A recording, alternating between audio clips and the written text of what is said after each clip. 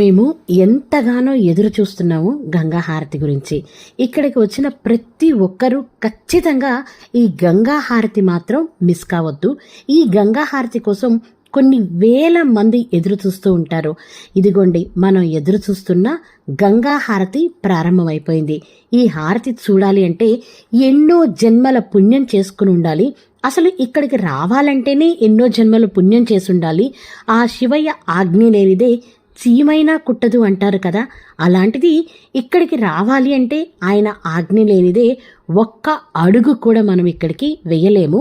ఈ హారతిని స్వామివారికి ప్రదోష సమయంలో అంటే సాయంత్రం 6 గంటల నుండి 7 గంటల సమయంలో అంటే 1 గంట సేపు ఎంతో కన్నుల పండుగగా ఈ హారతి ఇస్తారు. ఈ హారతిలో పంచహారతులుంటాయి. ఈ హారతిని గంగమ్మకి మరియు బయట ఉన్న నందీశ్వరుడికి కూడా ఇస్తారు. మీకు కనిపిస్తున్న ఈ పూజారులు మొత్తం 5 ఉంటారండి. ఒక్కొక్కరికి ఒక్కొక్క సంవత్సరం ఇక్కడ పదవీ కాలం ఉంటుందన్నమాట. అలాగే వీరిని అంటే ఈ ప్రధాన 5 అర్చకుల్ని రావెల్ మహారాజ్ అని పిలుస్తారు.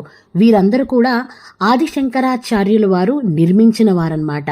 అంటే ఆ వంశం వారు మాత్రమే ఇక్కడ పూజలు జరుపుతూ ఉంటారన్నమాట.